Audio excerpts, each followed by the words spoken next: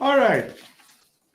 Welcome to this Power Packed special episode of Funvocacy, where we have vapors, speakers, and video messages from eminent experts from around the world to mark this awful, tragic third anniversary of India's misguided vape ban, which was nothing short of a miscarriage of justice. Now, just to remind all of you, on this day, on the 2nd of December 2019, the Indian Parliament passed the Vape and Heated Tobacco Prohibition Bill, which banned the sale, advertising of these products. Though personal use is not banned, a flight ban was very quickly imposed a few months later, and thus began the demonizing of safer alternatives and the rampant harassment of people looking to make safer choices and trying to carry on their alternatives which they had picked on. We will discuss many issues around vape bans, especially the need for harm reduction solutions in low and middle income countries, or LMICs, where 80% of the tobacco users are. Now, the reasons why they have been here is an often discussed topic. That's because cultivation was driven to these parts of the world, and we have poor access to healthcare in these LMICs, and this leads to huge problems to the exchequer. Since the ban, nearly 3 million Indians have died due to tobacco-related diseases. 1 million Indians die every year, and yet true harm reduction, supporting ends, and novel nicotine delivery 3 years ago. We have put together quite a show for you, something to recharge all of you to continue this good fight. We are all have to get together. We all just have to get this ban revoked. And for our discussion today, we have leading consumer advocates from around the world, some who have had successes and some who have continued to fight this good fight, from Asia, from Africa, from Latin America, with a special focus this time on the Philippines, which managed to enact sensible vape regulations, which can actually become a template for all of us in these LMIC countries. Introducing our panel, we have Peter.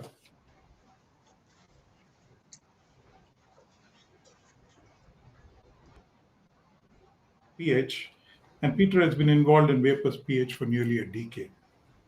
How he has managed to stay this way without burnout, I don't understand, because we all do. Now, Vapers Ph has got a system where it has set up chapters all over the Philippines, and they have been coordinating with like-minded advocates from around the world wherever things need to be discussed and exchanged. And when we called Peter to come on the show, he raised his hand and said yes. Now, that's true, and Philippines has managed to pull this proverbial rabbit out of a hat, and has had this huge success with the new vape laws. And we're going to touch with Peter on this one. We seek to learn from him during this show. Joseph is from Kenya, and he's the chairman of the Campaign for Safer Alternatives, of CASA. It's a Pan-African organization that advocates for adoption of tobacco harm reduction policies in Africa. But Joseph has worked on the other side of the table as well, wherein he did work for a long time with tobacco control. And he has since switched to our side, and more he worked with tobacco control, the more he realized that tobacco harm reduction needed to be pushed forward as an agenda and really adopted. And this is something that Joseph does dramatically for Africa. Now, Joseph is also a member of... If I may intervene, I'm still in tobacco control. Yeah, you're still in tobacco control. Sorry about that, but you seem to have worn the second hat. Okay. Our next panelist is Thomas, who is another lawyer, and specializes in corporation and succession law. And he's also a teacher at the university in Mexico City. He's an ex-smoker and a vaper since 2016, and a co-founder of Pro-Vapeo in Mexico. It's a Mexican consumer organization that advocates tobacco harm reduction, like all of our associations. He's also the current secretary of INCO, which is a nonprofit volunteer-led alliance of about 37 organizations from across the world. Last but not the least is Clarisse, who is another tobacco harm reduction consumer advocate from the Philippines. Clarisse picked up vaping and she uses her personal experience to promote THR aggressively in this space. And she is also another advocate. She has done her Juris Doctor. And well, this is going to be a surprise for all of you. It's a birthday tomorrow, okay? And this is what I call commitment, okay? All of us would be looking at partying away, running around, but Clarisse said, no, you got a show. I'm going to do this with you guys. And for that, Clarisse, I'm going to do something for you.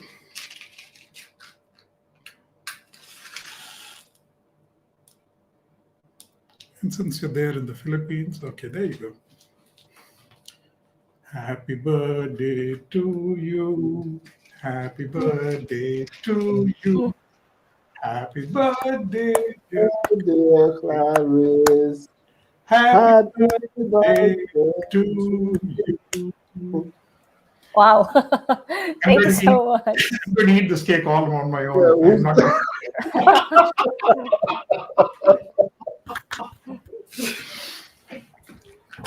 Last but not the least, I'm Jagannath Jaggi, member of AVI and recently inducted in INCO. Please feel free to ask our panelists questions. You're all on YouTube chat. A lot of us are there. And we will pick questions and we will ask our audience our panelists to answer them, time permitting. But we do have a packed show. And I would also like you to remember to tweet end vape ban. I think that's a mirror image. You can't really see it, right? Tough one, Aryan, not nice, but you please use end vape ban and tweet away through the show, okay? And also do consider subscribing to this channel. We really need your support and we could all use a lot of your support. Now, as mentioned earlier, we are also going to be playing video messages from global THR experts on this Indian ban. And if time allows, we are going to also discuss some of the issues on this. I would like to start with a strong message from Clive Bates, who is the former director of ASH UK, where he makes 5 key observations about the policy of banning safer nicotines. My name is Clive Bates. I'm a consultant in sustainability and public health, and I used to be the Director of Action on Smoking and Health in the UK. I have no conflicts of interest. I want to make a comment about the idea of banning vaping, banning the manufacture, import, and sale of vaping products, which I think is a very bad idea from a policy point of view. I have 5 main comments to make. The first is that it should be self-evident that banning a much safer product like vaping products, when you leave the very dangerous products, cigarettes, available on every street corner in every city in a country, is self-evidently an absurd policy. It will mean there will be more smoking than there would otherwise be, and the other effect will be to stimulate a black market in the much safer products that people want to use. So there's very little justification for a policy like this. Second point I want to make is there's no doubt that vaping products are much less harmful than smoking. We know this from measurements of toxicants in the blood, the saliva, and the urine, so-called biomarkers of exposure. And we find that the toxicants that cause smoking-related disease are present at much lower levels, if they're even present at all. Third point is that we know that vaping products displace smoking. at the population and at the individual level. We know this from randomized controlled trials, from observational studies, from population trends, from economic data, and from extensive user testimony. So these products are contributing to the ultimate end game for cigarettes and smoking-related disease. My fourth point is that not only do these products bans on these products protect the cigarette trade and promote smoking, but they're deeply unethical. They deny citizens the right to protect their own health at their own expense and on their own initiative. And that is, I think, unacceptable for a government to do that to citizens. And then finally, I just want to highlight the idea that these bans are a kind of form of new colonialism. They're strongly promoted by billionaire-funded foundations, by well-funded medical and health organizations in the West, by elites at WHO, yet they are not in the interests of the citizens of low and middle income countries. And I think everybody involved should be aware of the politics that's forcing these bans through the system. So I'm going to conclude by saying I think there's no case whatsoever, ethically or from a public health point of view, for prohibition of vaping products. And where there are these prohibitions, they should be lifted as soon as possible. Thank you for your attention. I don't know if we lost that last bit, but one of the points that Clive did make was, it's something to wonder, right? Are these bans really protecting the cigarette industry? Because in India, at least, the stock prices of the cigarette manufacturers shot up the minute this ban was announced. And that's reality, okay? So it makes you really wonder, because the Indian government owns a significant stake in the tobacco industry here. Clarisse, now, one of the points, rather the final point that about new age colonialism. Now, we've learned through the news that Bloomberg-funded groups also tried to block the vape bill in the Philippines. Can you tell us how the government managed to fend off this pressure? And what do you think other LMIC governments, what could they do in such a scenario? I do agree with what Clive said, as vaping ban being new age colonialism, most especially in LMICs. It does feel a bit backwards, and it's not just because I'm a millennial, but we have to admit that we live in very modern times, and we are afforded rights that shouldn't even be a question on whether it should be granted to us, because these are supposed to be inherent and, most importantly, protected.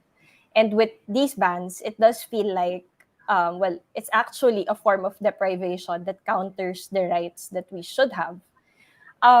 In terms of the Philippines, it is true that we have unraveled Bloomberg ties that tried to stop this right from being enjoyed by Filipinos. And I think with the help of THR consumers, as well as those in the industry, like manufacturers and sellers, together with advocacy groups like Vapers Ph, we have Peter here, we were able to prove that tobacco harm reduction really is, and how it's been helping and will continue to be a big help to the millions of cigarette smokers in the Philippines.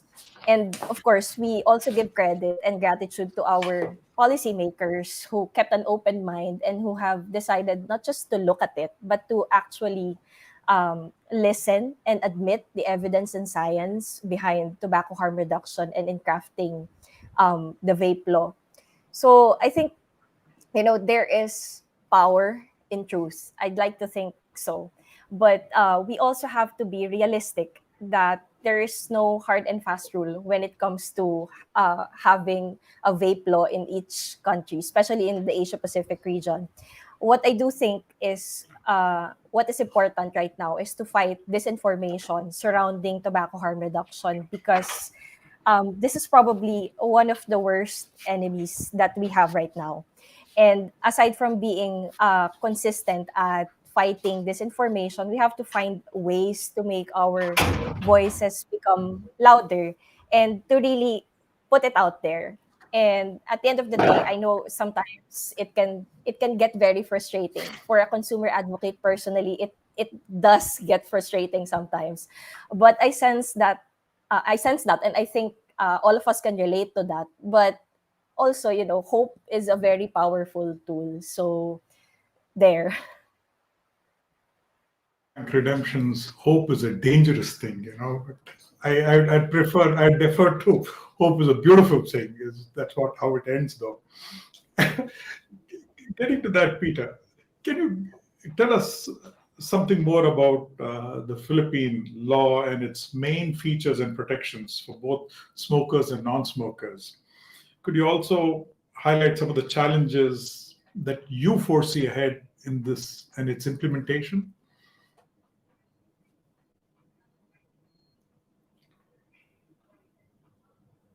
Peter, your audio doesn't seem to be active.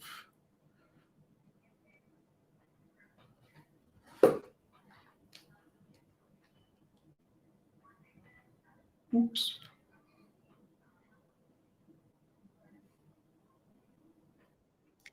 E-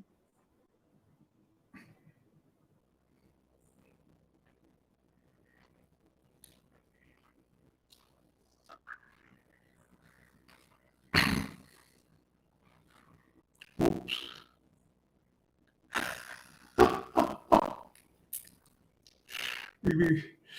In the land of tech giants, and tech heads, we also can experience tech problems. So maybe I'll get back to you, Peter, on this one. Yeah.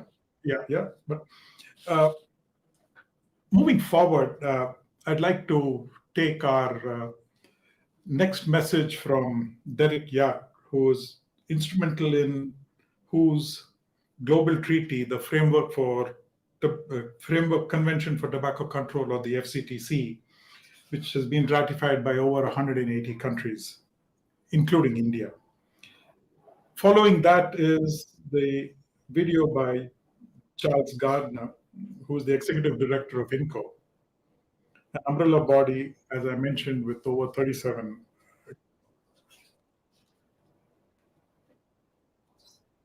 It's almost 3 years since the Indian cabinet banned e-cigarettes. It's quite extraordinary to think that I was in Delhi at the time and remember very well the reasons for it, which were precipitated by the fact that there was concern about e-cigarettes causing respiratory illness among kids in the US, and that had been amplified and spread through the media via a massive Bloomberg philanthropy campaign. In the end, we knew that actually there was no respiratory threat coming from e-cigarettes. It was entirely due to contaminated THC cartridges. But by then, people become panicked. The cabinet of the Indian government had voted to ban e-cigarettes, and millions of people were deprived of moving from really deadly combustible cigarettes to e-cigarettes. What happened the next day, I also remember, because it was very clear that the tobacco companies in India loved the move. Their share price rocketed up within hours. Well, times have passed. We now know that over the last 3 years, we've seen stronger evidence coming from Cochrane, coming from the United Kingdom, coming from the US FDA, all saying that e-cigarettes, nicotine pouches, snus, and a range of products are really a far better way for people to quit smoking and dramatically lower their risk. That evidence really needs to be taken on board by the Indian government, as hopefully it will review their policy. Let's remember that in the UK, over the last few months, Javed Khan was appointed by the British government to carry out an independent commission to look at how they could accelerate an end to smoking in the UK. His conclusion placed vaping at the center of the British policy to end smoking by 2030. Included in it were also a particularly strong role for physicians to actually take the leadership position. I really hope that on this third anniversary, the Indian government will take heart that it's time to reflect on the evidence, appoint a similar commission, and hopefully come to a conclusion that a combination of vaping a combination of nicotine pouches and other products could not only reduce the combustible effects, but the effects of the toxic tobacco products on the Indian market that are the cause for India being the capital of the world with regard to oral cancer. Thank you. Welcome to all of our friends from India. As some of you will know, my name is Charles Gardner. I'm the Executive Director of INCO, which is a nonprofit organization that supports the rights of people who use safer nicotine to avoid toxic forms of tobacco like cigarettes. We know that 100 million people are smoking in India. I'm speaking on the unfortunate anniversary of 3 years of India's e-cigarette prohibition, and obviously e-cigarettes are one safer nicotine option, and an important one. Some of you may not know that I served as the health attaché at the U.S. Embassy in New Delhi for 5 years, some time ago. From 1998 to 2003, I worked with some of India's greatest scientists in the biomedical field, worked with the Indian Council of Medical Research and the Department of Science and Technology, Department of Biotechnology, Council of Scientific and Industrial Research, the Minister of Health.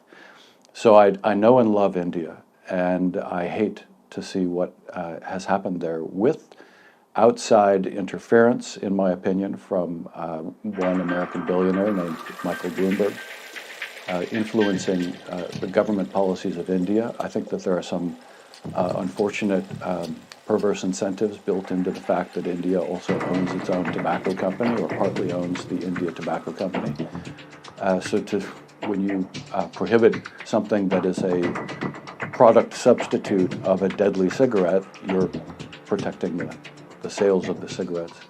I do hope that reason will prevail, and I have a faith that reason will prevail, because the evidence is on the side of safer, and now even increasingly more effective for smoking cessation than many other interventions. But every smoker is different. Every smoker in every country is different, and they need all options to quit. And so taking away one of the options is obviously going to harm people and literally going to cause deaths. So good luck to you in your fight to end this deadly prohibition.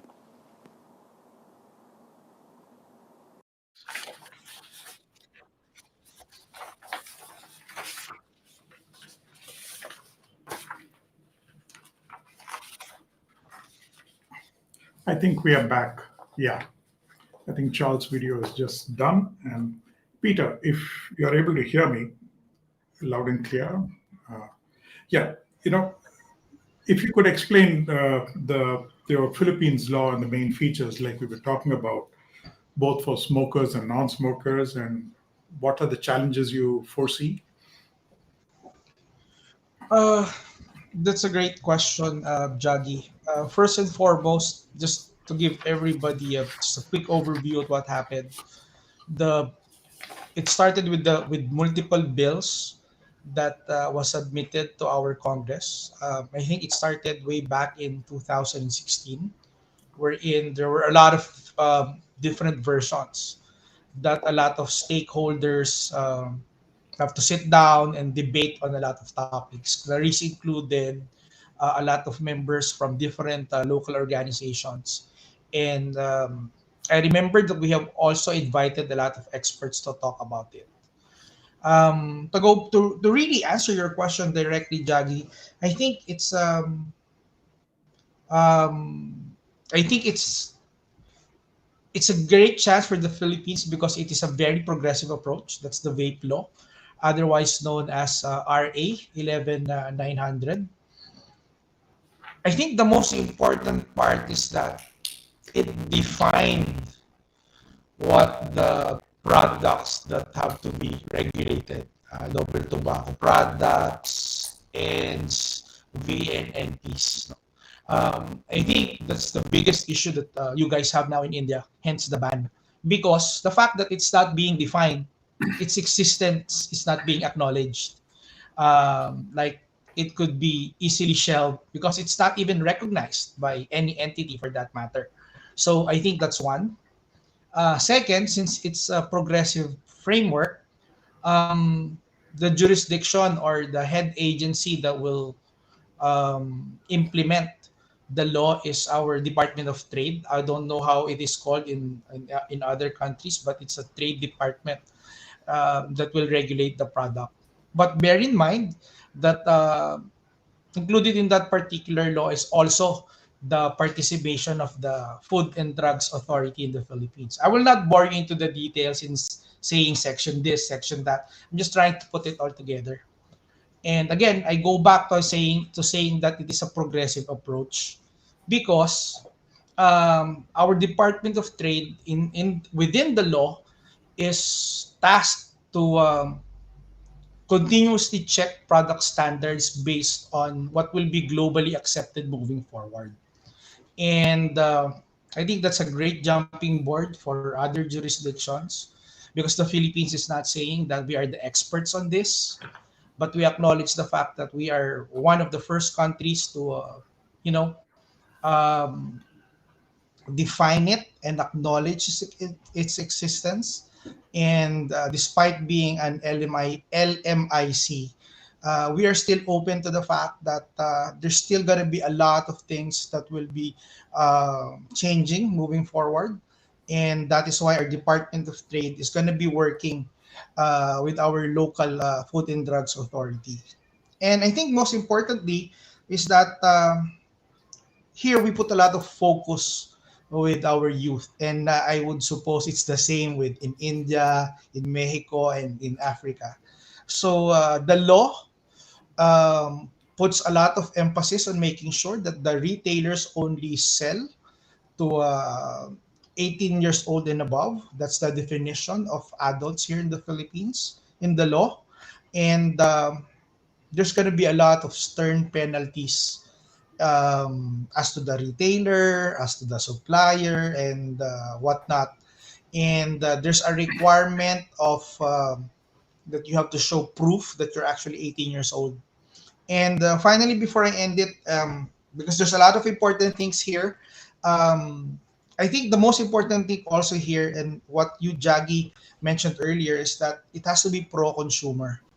Part of the requirement for um, people or companies, corporations to be able to sell products is that they have to register it before they can start selling. And I remember prior to us starting, you guys were talking about the disposables. I think that's the solution. The solution to everything is regulation, and the fact that we have to acknowledge that it is there. To me, to better protect the consumers, it's better to regulate rather than to ban. So I fully agree with what your shirt says, Jaggy. End the ban and start regulating. Oh, there you go. Yeah. Thanks. Thanks so much, Peter, for that. Because if you actually look at it from India, empowered the police to actually start harassing people. Though personal possession is there, okay, it's not a crime. You're permitted possession in India.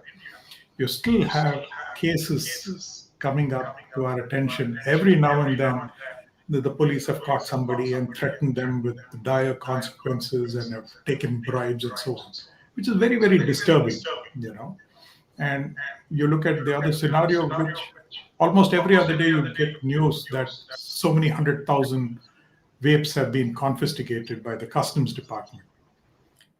The reality is that that shows that there is that market there, okay, and you got to regulate. Okay, that market is ensuring these things are coming in. So that's what you really got to look at. Now, if we were to turn a little away from that to, for example, Derek's video, imagine being in India at that time when the parliament debates were going on and claiming that they were following FCTC guidelines, which actually Derek helped put together, and the way it was completely thrown out. Joseph, if I could direct a question at you. Now, Derek, talks about novel smokeless products, which are much safer than the ones in the market today, especially in the Southeast Asian region, where they really do account for thousands and thousands of deaths.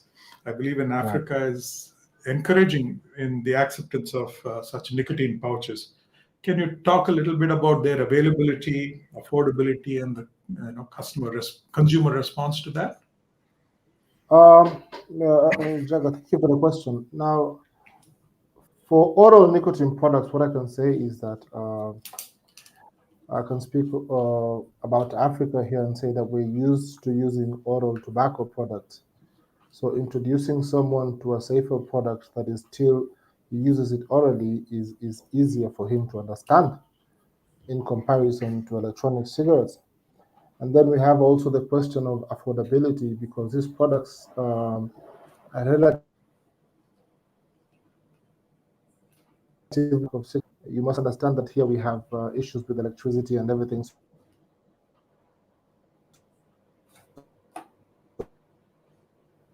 Get electronic cigarette on the chat, and even the disposables go for about $10, vis-a-vis the pouches that go for about $1.50.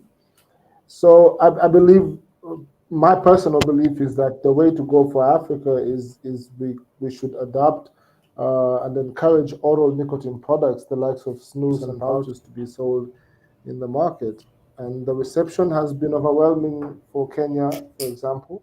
We did a survey in February, and 65% of people who are using the pouches are using them in place of cigarettes, and that was really encouraging to see. Products, the likes of snus and pouches, to be sold in the market. Thank you, Joseph. The reception has been overwhelming. Next, I'd like to show you a couple of messages from the Americas. The first is by Professor David Sweanor.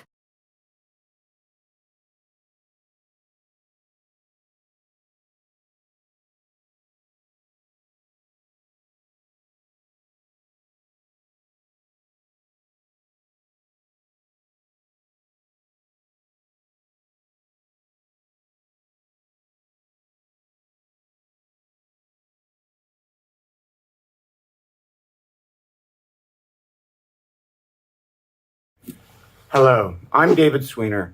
I'm a Canadian lawyer. I spent 40 years on measures to reduce the carnage of cigarette smoking.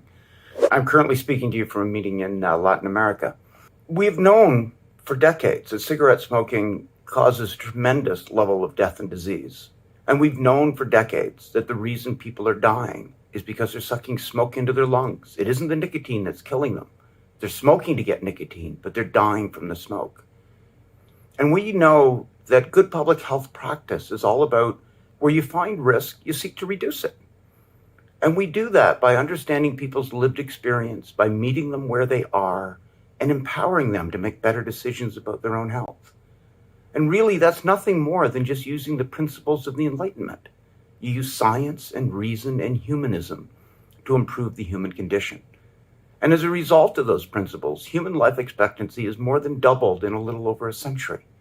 Many of us are only alive because our forebears have used those principles of the Enlightenment and reduced risks. Where we find unsanitary water, where we find unsafe automobiles, where we find dangerous industrial equipment, where we find unsafe drugs, we reduce risk. It's a very rational approach. And we have the potential to reduce it dramatically for people who are using nicotine. And we've seen it happen where people get a substitution. They do amazing things. They actually work on their own free will to do a safer activity. So we've seen massive reductions in cigarette smoking where alternatives became available in places like Sweden, Norway, Japan, now the UK and New Zealand and other countries. Give people a choice, empower them to make better decisions about their own health. The wrong way to go is to ban the safer alternatives and protect the cigarette business. Better that we protect public health. Better that we protect the rights of individuals to make informed decisions about their own health. We do that, we get a public health breakthrough, we get to join the annals of those through the history of public health who've done the sorts of things that have resulted in those of us around now being alive. We can give that gift to millions more people in the years, in the decades ahead. Thank you. Good morning, here from Mexico City. My name is Roberto Sussman. I am the director of Pro-Vapeo Mexico, a vaping consumer association, a sister association from Vaping Association India, and we're affiliated to INCO as well. And would like to send you a solidarity message now that you are commemorating this absurd prohibition of vaping in India. As you might know, we have a very similar situation in Mexico. Vaping is also banned, not the usage, but sales, distribution, everything. And there is an ongoing, continuous campaign by the government from the highest levels of power against vaping. People are told everywhere, in TV, radio, campaigns in schools, saying that vaping is even worse than cigarettes, etc. And yeah, it is a very difficult struggle. I don't have to tell you how this prohibition is implemented by the influence of Bloomberg philanthropies in the WHO and the way our officials listen to the WHO. It is a world of corruption, global corruption. We all know that. Now, I would like to put some optimism here. First of all, in our countries, people know that health institutions and governments are not to be trusted. We know they are corrupt, and you can see in the street that people does not trust them, because in spite of all this propaganda against vaping, people continue using, because people know that vaping is helping them, is improving their health. Your body is your laboratory. Doesn't matter what the ministers tell you. See? So in the streets in Mexico, we see that people are vaping. There is a gray market. There is a risk that the organized crime might dominate this market. But so far, it is not happening. We have a gray market. And I think it is similar in India. So the message is we have to keep going. The fact that e-cigarettes are good products, we can see it because people continue to use them. And every consumer that is using a vape to quit smoking and feels the improvement, it is worth 1,000 words by corrupt health authorities. So be positive, be optimistic. In the end, we will win. So I send all solidarity from the Vapers in Mexico. And thank you very much. Bye. Hasta la vista. Could play live on YouTube. And we're back. Okay. Tomas. Hello. I'm going to throw something at you now. Okay. Okay. Now we know from experience, right, that bans are near impossible to implement. Your country, okay, just like ours, right? The government has been trying to restrict vapes for nearly a decade now, and yet they are freely available. I mean, that's what we have had in our conversations. Now, what is the impact of such THR bans, in your opinion, and especially their impact in your country, Latin America, where tobacco, death and disease are a major problem, just like in all the other LMICs? Well, the problem with the Mexican ban is that it has been a sustained ban since around 2010. But we are facing a very strong push from the actual government in order to enforce this ban, and they have been closing stores and chasing sellers. Now, we have a very, very poor healthy systems. Smokers don't have good access to nice and high quality health systems, and thus harm reduction in the case of tobacco, of smoking, becomes a social issue. The thing is, in Mexico, the smoking rates have not declined in the last 11 or 12 years. They are just around 17% of the population. We have 17 million of smokers, and as long as they insist on having this ban, smokers will keep smoking, and sadly, young people will start using vaping because the problem with the ban is that it generates the perfect conditions for a minor to acquire these products. Because if there are no regulations regarding the prohibition to sell to minors, they will find it. They will find it. So the argument that with the ban they are protecting youth it's a lie. It's a complete lie. And at the same time, it is forcing smokers or it's keeping smokers smoking. So we all agree. Bans don't work, and these alternatives should be regulated. But let me bring something. Regulation must be proportional to harm and risk-based, and should be done considering the characteristics of the alternatives. Because a regulation with too many obstacles, a regulation can be as prejudicial or as bad as the actual bans. So let's keep that in mind. The goal is to have a just, proportional, and adequate regulation, not any kind of regulation. Taking a little further, I mean, you recently addressed the Senate in Mexico, and I was watching your video, though I couldn't understand the language, I must confess. I mean, how do you get into that kind of a position, and how do you move yourself there? Because that is some place where we in India are struggling to have that reach out to actually get across. I mean, Peter has been able to successfully get that into the collective consciousness, and you have actually been able to make an entry there and actually make presentations. How do you actually get about that, and what was the kind of response from the government when you made this presentation? Well, it's funny. I think that this strong opposition from our federal government against vaping has made vaping visible and a subject to be talked about. So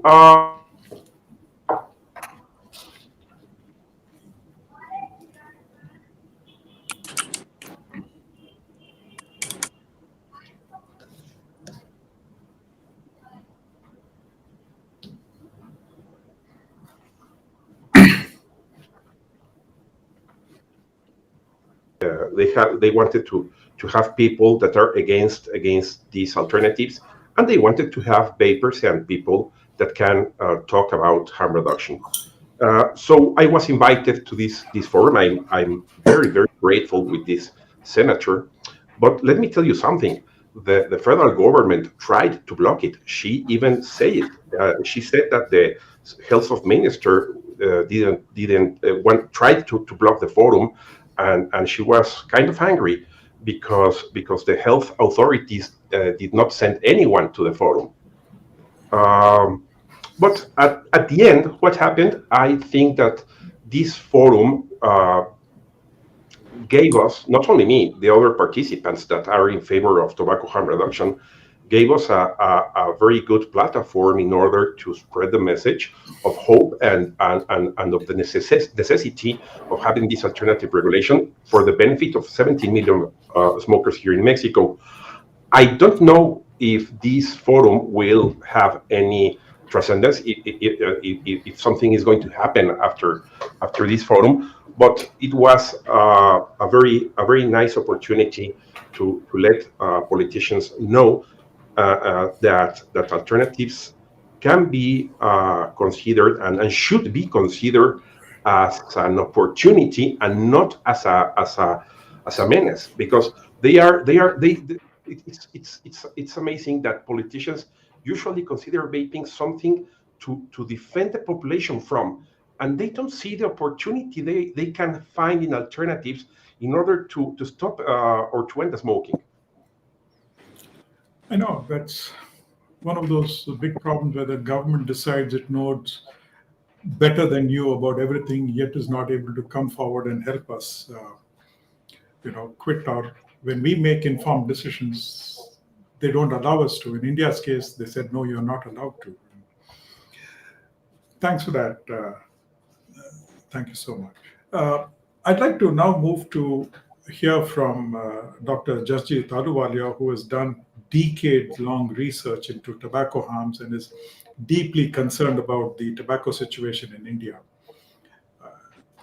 Thank you for the opportunity to give a few thoughts on the issue of tobacco use in India. My name is Jasjit Alhuwalia.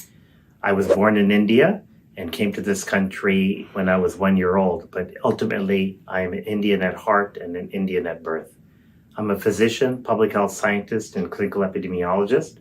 I'm at Brown University Schools of Public Health and of Medicine as well.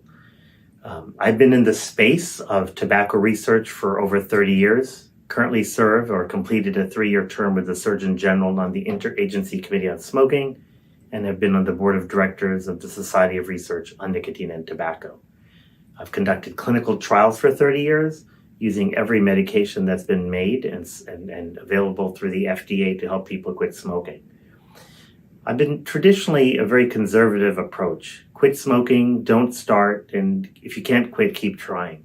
But I've become sort of a believer in this concept of reducing harm, a well-versed idea with seatbelts, condoms, and opioids, and really, we practice it as human beings every day. But for some reason in the world of tobacco, we've not been able to embrace it. I have theories about this, and I think it's because we despise the tobacco industry so much, we forget about the smoker, we forget about the patient, the very person that I as a physician took an oath to take care of.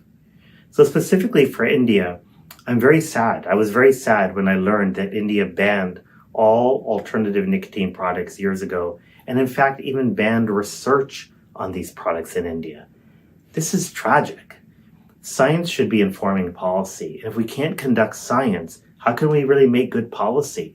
Policy shouldn't be shooting from the hip. Policy shouldn't be an emotional decision. It should be driven by science in the context of each country. India should be embracing alternative nicotine products or these safer nicotine products. No one has ever claimed they're safe. Even the manufacturers of e-cigarettes and nicotine pouches and snus will never say these products are safe, but they're dramatically safer. All you have to do is come with me to the hospital and take care of a patient with end-stage chronic obstructive pulmonary disease, or dying of a heart attack or congestive heart failure, or dying from lung cancer, to really have a reality check and to understand that we live in a world of gray, not black and white. We have to be very pragmatic about these things. At the very least, effective immediately, India should allow research and studying these products in the context of India. Don't take the research from the US. And the latest Cochrane review out of United Kingdom says now with very strong evidence that e-cigarettes are an efficacious way to quit smoking and in fact are more efficacious than nicotine replacement products. What more do we need? And then finally, in the long term, India should embrace nicotine pouches, snus, and e-cigarettes to allow people who cannot quit using counseling or using actual FDA-approved medications to reduce their harm and hopefully get off combustibles, get off the bidi, get off all the other very dangerous products, onto these products, hopefully temporarily, and then get off all products and live a happier life. It'll be better for the country. It'll be better for our fellow human beings. Thank you very much for giving me the opportunity to share some of my few thoughts on this idea. And politics, but it's the same. Exactly. Oh, I'm back. Okay. Sorry about that, everyone. So we were doing this private conversation on the side. Well, Dr. Jasjit does make a very crucial point out there, where in institutional THR research is either outright banned as in India, are generally lacking in the global south because of whose disregard for tobacco harm reduction. In India's case, it was unique because one of the reasons spoken about in the parliamentary debate was that there wasn't enough Indian research on this matter. And then they went ahead and banned it. So we would never really be able to pick up on research in any case once they banned it. Peter, getting back to you. Now, what kind of research did the Philippines legislators rely on while drafting the law? And if there are other lessons that we could take back to the other LMICs and India as we petition our powers to be? Yes, Jackie. To be honest with you, like I mentioned earlier, it's about a 6-year back and forth with different agencies of the government. We've utilized a lot of researches. I can't even begin to start. We utilize all the researches from Public Health England, Dr. Farcilinos. We bought a lot of experts. But I think if there's anything that just putting words to what I think our local politicians thought about is that the fact that when you look at here in the Philippines, the number one tool that the government used was really raising the taxes of conventional cigarettes from, I think, back in 2005 moving forward. But when we look at the data, the number of smokers did not change. And about 16 million Filipinos die every year, if I'm not mistaken, of conventional, traditional cigarette smoking related illnesses. I think that's what the government, our local politicians looked at. That if we look back at RA 11900, otherwise known as the Vape law, it's really geared towards harm reduction. Really looking into the possibility of helping the millions of Filipino smokers in the Philippines. By and large, but I still agree with what Clarisse is saying. There's a lot of information dissemination that needs to be done moving forward. I forgot to answer that question earlier. I think that's the biggest hurdle in the implementations.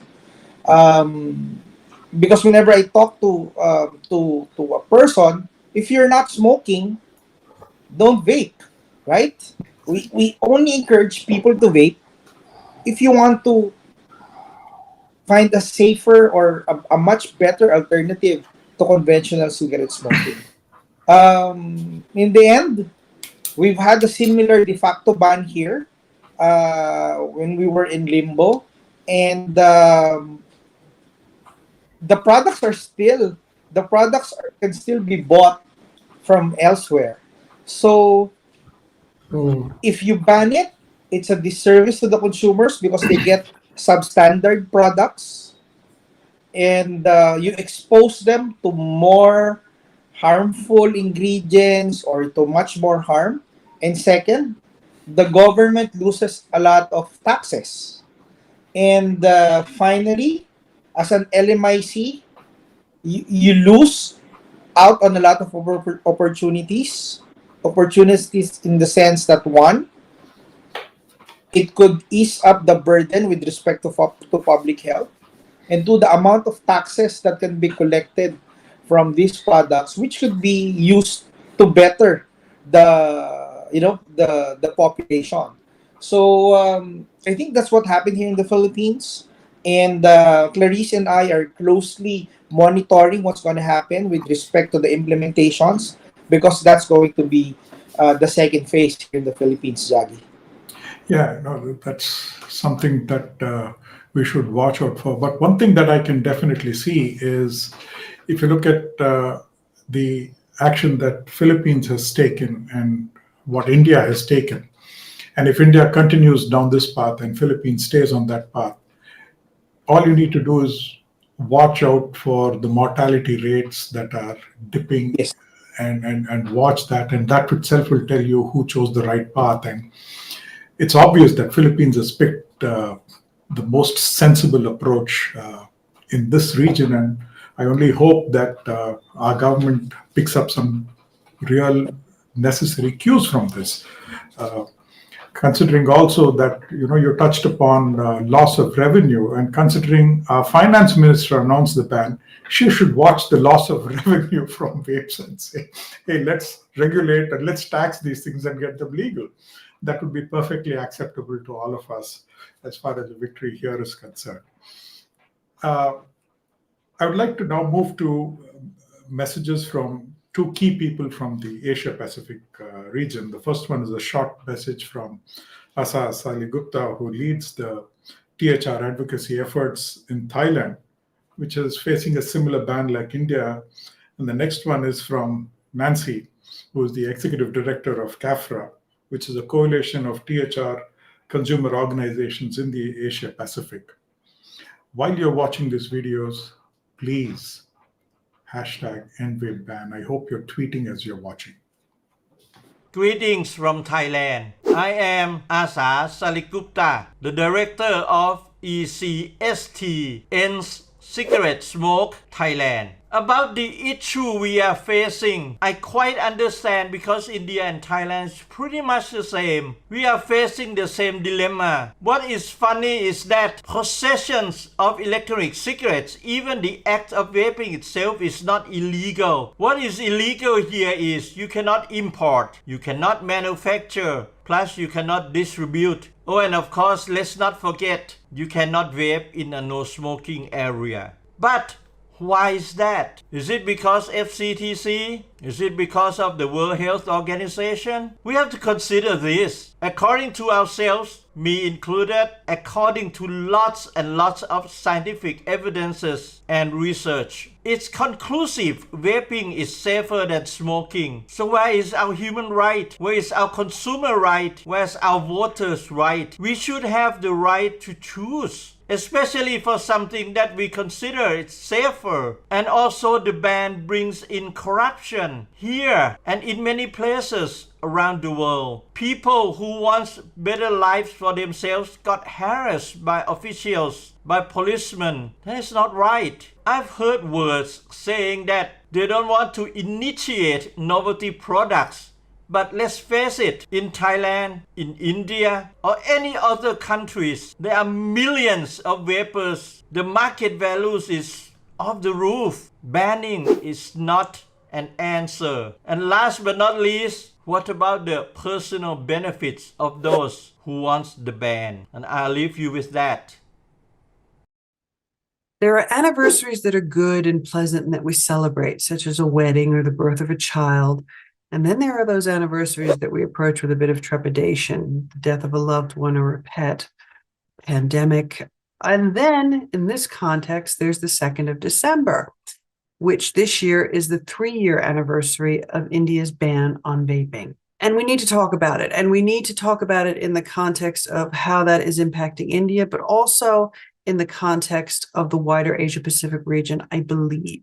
Peter Dator of the Philippines has said on numerous occasions that we have to have hope with a big H. And I remind myself of that when I get downhearted and downtrodden and kind of like, what am I doing? Because that's the motor that keeps us all going, is hope with a big H. And I think in India, you guys have a very good reason to feel that way. And that might sound counterintuitive. So I'm going to explain. About 2 weeks ago, Australia, who instituted a medicalized model for vaping, actually came out and publicly admitted that the program for medicalized vaping was not working. Now, for an Australian to admit that is pretty big. And for them to acknowledge that they need to change something is also very big. They, along with India, were the last holdouts towards accepting harm reduction in the region. So if they can do it, I have faith that India can also do it. And I have faith also that India Tobacco Corporation can pivot their business to create safer nicotine products, such as what they've done already in Korea and in Japan. So there are reasons for hope, even though this is a very, very dark anniversary. The wave of acceptance of harm reduction is starting from the east and moving west. And I know that sounds counterintuitive, but if you look at a map, you'll know what I'm talking about. Starting in New Zealand, hitting the Philippines, even Malaysia and Indonesia now are looking at regulatory frameworks and policy. And there are discussions in Thailand who all of a sudden legalized cannabis without any regulatory framework.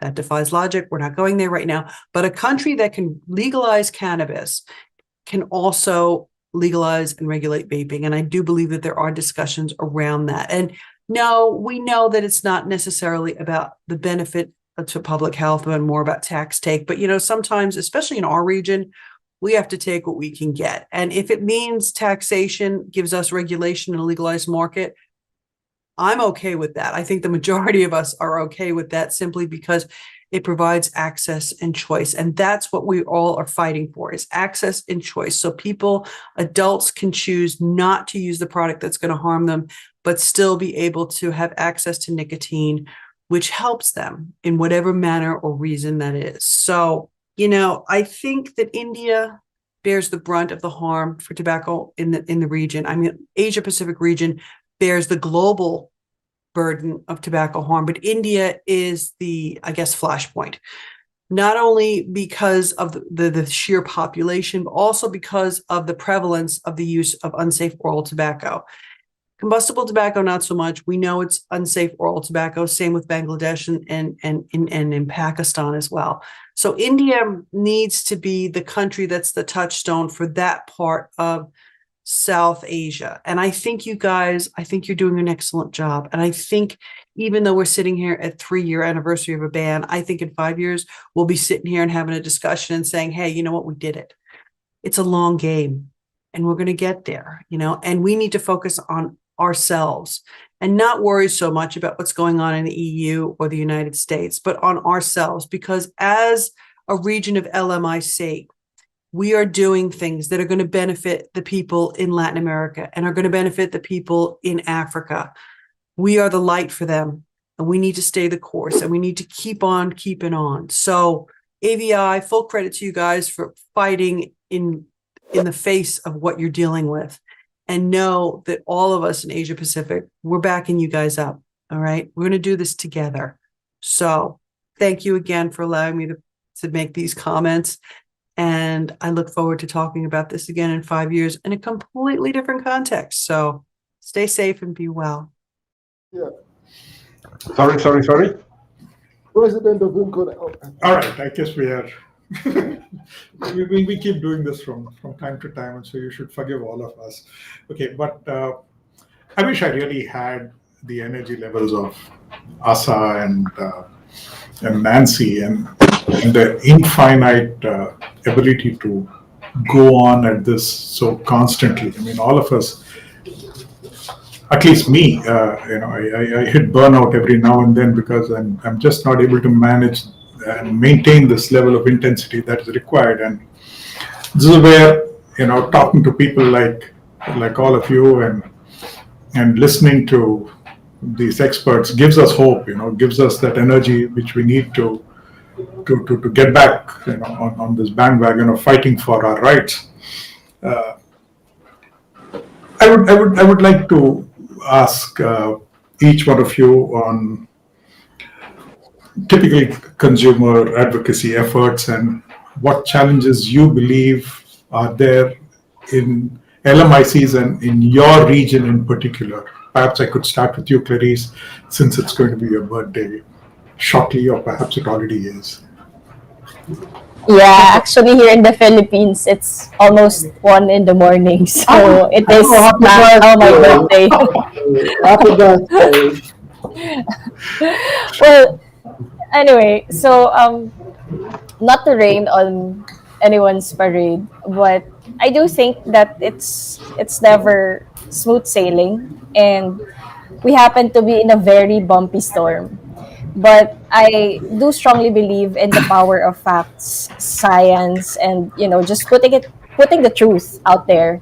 And especially in this age where, as I mentioned earlier, we live in very modern times, and we have the technology, we are progressive, and we have the modernization. The internet is one of the strongest forces to be reckoned with right now, especially in terms of disinformation. And that's just not in the Philippines, but I think it applies to all over the world. And the challenge here now is to how to use it responsibly, and especially in raising awareness about tobacco harm reduction, that what it can do to a person's life, how it can help a person. And personally, like I said earlier, fighting for consumer rights is not an easy task. It can be very frustrating. And what I can say though is that there are good days. So with the help of advocates, not just locally and regionally, but from different parts of the world, along with experts in the field, we can continue and strengthen our efforts in fighting for tobacco harm reduction, and hopefully be able to give that option to people, especially in India right now, and remind them that they do have a choice and that there is something that they can do about it. Thank you, Clarisse. Thank you. Joseph, if you could go next. Yeah, I hope you can hear me. So I would say the major challenge with advocacy tobacco harm reduction for countries in the LMICs is the issue of funding, because right now we're not even talking about science, because we have the science and we have the evidence, but how do we disseminate all these things without funding? Okay, so on one arm we're told not to take funding from pharmaceutical companies, and the other guy says we don't take funding from big tobacco. So where do we get the funding from?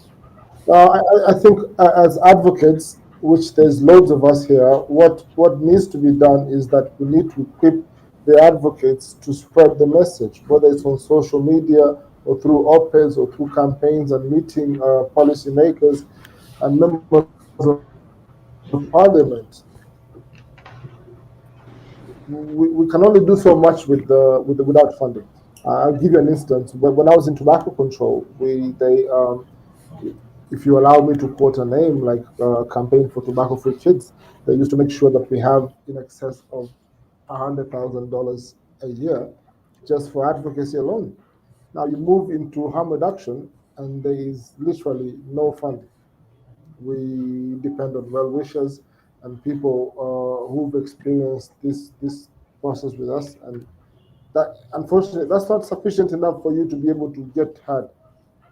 You see, we look like tobacco.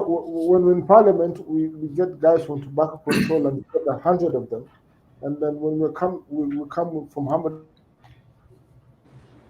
Right.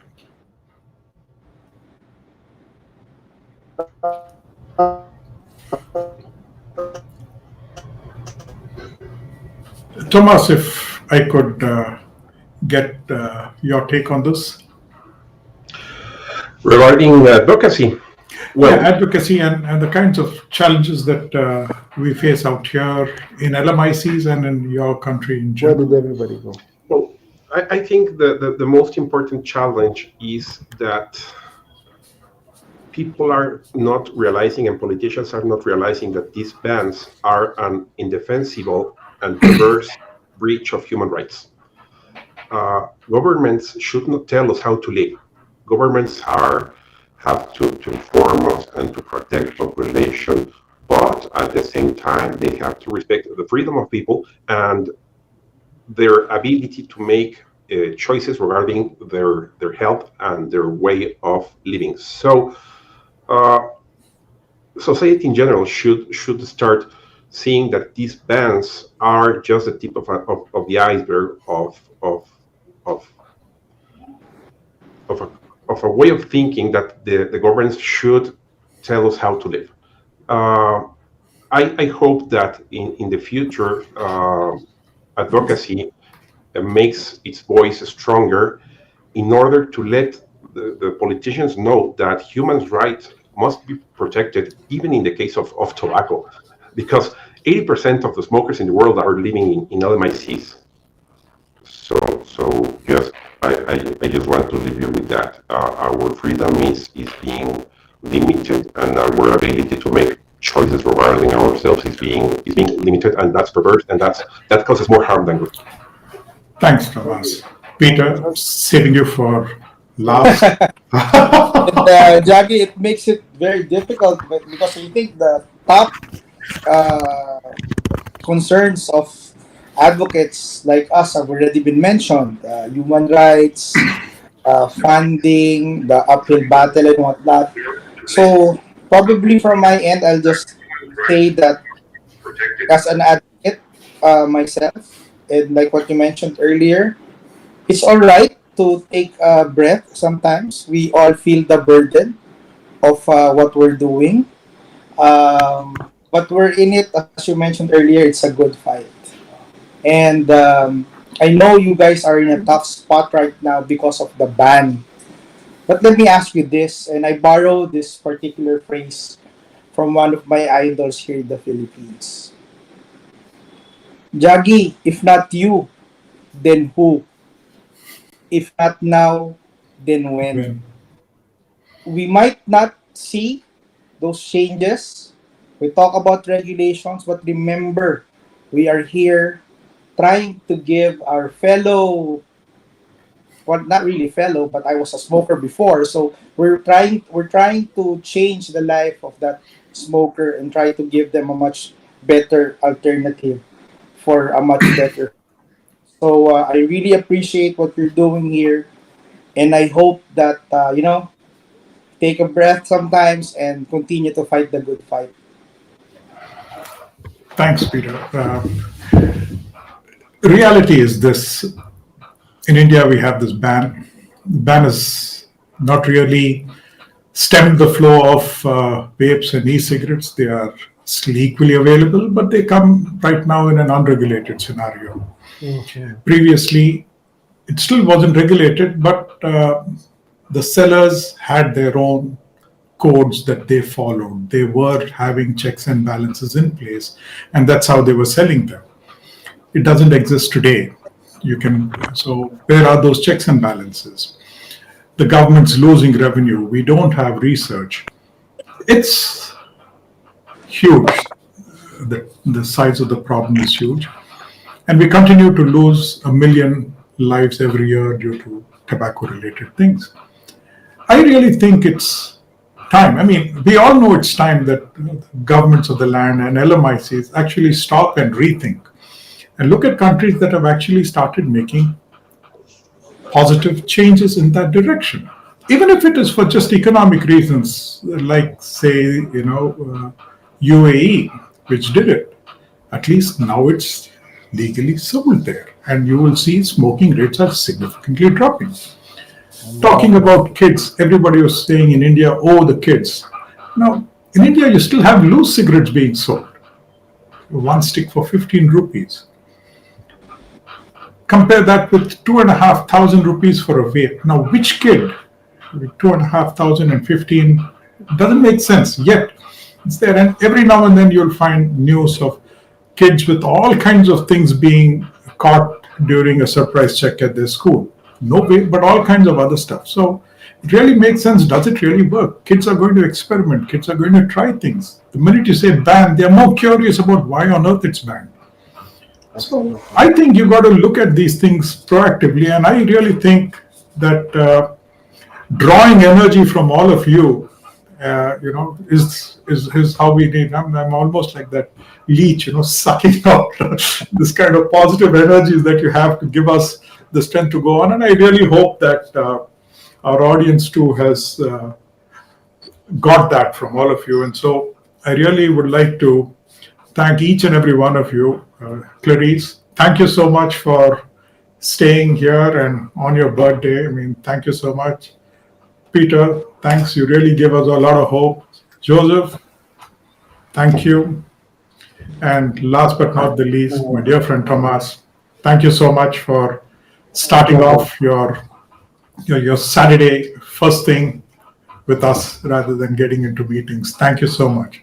Just 10 seconds, I would Absolutely. I would just like to say what you've just said right now, ending this conversation, has really moved me. And I really felt that from the heart. And well, we as fellow advocates from different areas, we're with you. We try to support as much as we can. But I really felt what you said, and I agree with you 100%. Thank you. Thank you. And I know India, we know that we can count on all of you. I mean, just this, we sent out a message saying, hey, can you guys land up? All of you just said, why not? Of course. And that's the kind of support, and that's the kind of thing that, we're all there for each other. That's what we do for each other. Right. But saying that, while we sign off, you, the audience, please don't leave, because we still have two amazing messages. One from Harry Shapiro, who's the author of the latest Global State of Tobacco Harm Reduction Report.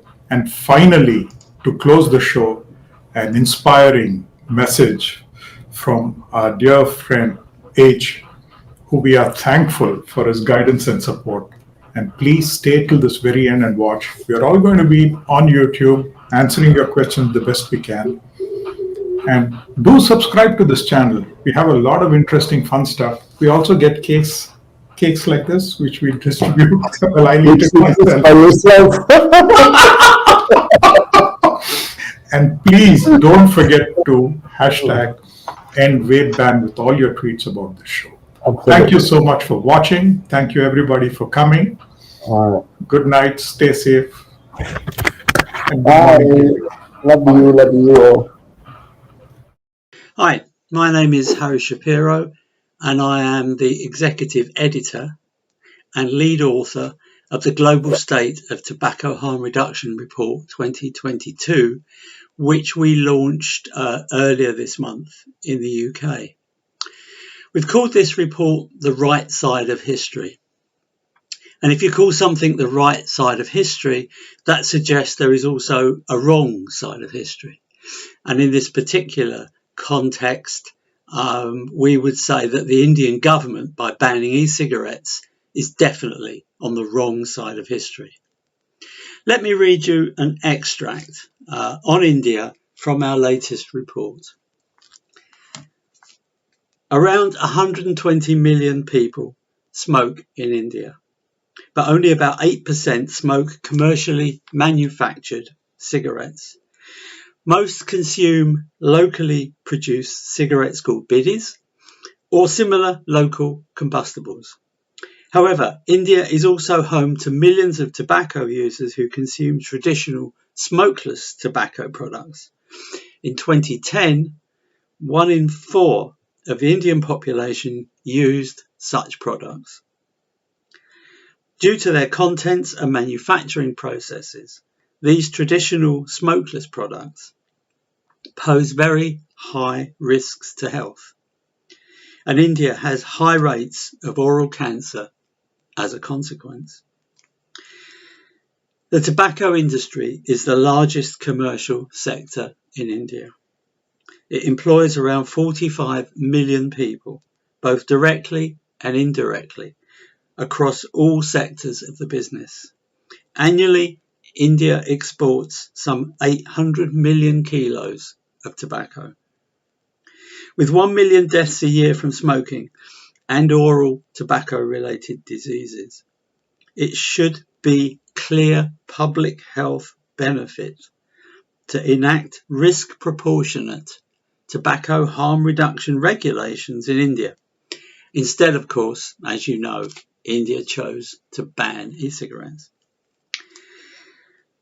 Given the importance of the tobacco industry to the Indian economy, it is interesting to note that the press statement on the ban came from the finance minister, not the health minister, who declared the decision was made keeping in mind the impact that e-cigarettes have on the youth of today.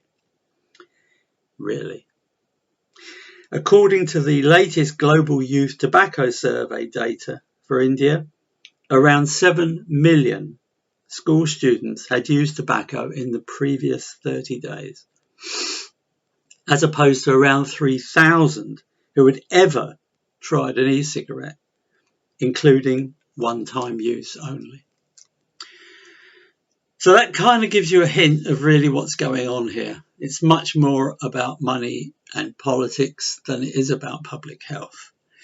And really using this, what about the kids vaping, as quite literally a smokescreen for disproportionate regulation, and in fact, in India's case, prohibition. So what's the way forward in this? Well, I mean, the evidence is absolutely clear that safer nicotine products, tobacco harm reduction, can make a significant dent in the numbers of people who die from smoking-related diseases and oral tobacco diseases. Not to say you shouldn't have all the other regulations and controls, but tobacco harm reduction needs to be an integral part of any country's tobacco control strategy. Clearly, that's not happening in India. So what's the way forward? Well, India needs to introduce this risk proportionate regulation, and then it can get out of the way and really leave it to industry, big, small, however you want to describe it, to come up with the products that are affordable, acceptable and appropriate for the population in India and in similar Asian and Far Eastern countries. And I think, thinking about India in particular, where doctors are held in such high esteem, I think some of the campaigning effort, if it's not already going on, actually needs to be directed towards the medical profession, the medical establishment, as much as politicians and legislators and so on. Because my understanding is that a lot of doctors actually need convincing about tobacco replacement, nicotine replacement therapy, let alone tobacco harm reduction products like vapes. And they're still under the impression, many of them, and they're not alone in this, that nicotine causes cancer, that nicotine is the most dangerous element in a cigarette, which of course, as I'm sure you all know, it absolutely isn't. So there is a big education effort needed in this. And I'm sure you're all on board with this. And I wish you all the best. And here's hoping for some risk proportionate regulation and a decrease in the death and disease from smoking. Thank you very much. Hello, I'm Heneage Michell from Fact Asia, an independent consumer advocacy based in Hong Kong, not-for-profit corporation. It's been 3 years since the health rights and choices of 275 million adult Indian tobacco users were trashed by a government more concerned with profits than people and more focused on scaremongering than science and more intent on harm than health. Since the Indian government imposed an illogical, unnecessary and harmful ban of safer alternative nicotine products such as vaping and snus, over 4 million Indian tobacco users have died from tobacco-related diseases. This appalling death toll will keep rising for as long as the Indian government refuses to engage with the science and ignores the evidence, proving less harmful alternatives to conventional tobacco products are an effective and safe off-ramp for tobacco users. These products are much, much safer than conventional tobacco products and are proven to improve the health, quality of life and longevity of former tobacco users in every instance. The evidence simply does not support the position of the extremely well-funded and sophisticated anti-tobacco harm reduction lobby that has monopolized what passes for a debate in India. Their position is just wrong. So why has the government of India adopted such a draconian prohibitionist stance? Why have Indian tobacco users, adult Indian tobacco users, been consigned to an outdated, ineffective counterfactual, illogical, irrational, and discriminatory regulatory dead end that ensures their continued dependence on conventional tobacco products by denying them safer alternatives. The government, in effect, talks only to a small cadre of well-heeled tobacco control experts, most of whom are direct or indirect recipients of some of the millions of dollars billionaire philanthropists such as Mr. Bloomberg and Big Pharma have poured into India to successfully manipulate the government. These experts, these government consultants, are primed with a holier-than-thou moral outrage and the unshakable certainty that comes with eye-watering funding and a scripted prohibitionist agenda, coupled with a long career in tobacco control that predates the introduction of less harmful alternatives to conventional tobacco, a sector these experts have no experience of and no desire to embrace. So consequently, this handful of career experts have managed to compromise the regulatory processes, corrupted and ignored empirical evidence, and have now managed to get any scientific research into tobacco harm reduction by any Indian academic or institution banned under the law. We're banning science now. Hello. Yeah, you heard that right. Conducting any scientific research into tobacco harm reduction is now actually illegal in India. Look, from where I sit, these so-called government experts and advisors are wholly and fully responsible for the pain, misery, illness, and death that millions of adult Indian tobacco users and their families will now continue to suffer needlessly. To be clear, 275 million adult Indian tobacco users who might otherwise have switched to less harmful nicotine delivery systems and improved their health immeasurably are instead being misinformed by government health officials as to the safety and effectiveness of these products and are refused legal access to these life-saving alternatives to deadly tobacco. Let me just repeat. In the 3 years since the ban, over 4 million Indian tobacco users have died from tobacco-related diseases. This number, 4 million a year, well, over 3 years, will not decrease until and unless the Indian government starts paying attention to facts, evidence, truth, and the will of the people and starts enacting sensible, reasonable, pragmatic, evidence-based, life-saving regulation to address the harms of tobacco use, which would necessarily include allowing the sale of vape devices and heat-not-burn tobacco, and particularly nicotine pouches, such as snus and just pure nicotine pouches, which are cheap and available, easy to make, but no, you can't have that. Take the poison instead. So, yeah. Look, is there any evidence that any hope that the Indian government will finally come to its senses and start reviewing evidence from countries such as Japan and the UK, where smoking rates are plummeting as tobacco users switch permanently to vaping or heat-not-burn and other less harmful alternatives? Is there any chance that the Indian government will finally start listening to actual tobacco harm reduction experts, scientists, and advocates and consider that it may have made a mistake? Or are the funding and the awards and accolades from WHO and FCTC, the smug, we know what's best for you, expert opinions, more important than facts, evidence, science, reason, logic, rational debate, pragmatic regulation, and the health and rights of 275 million adult Indian tobacco users? I think we all know what the correct answer to that is, which begs the question, does the Indian government really, truly not understand that it has got this so completely wrong?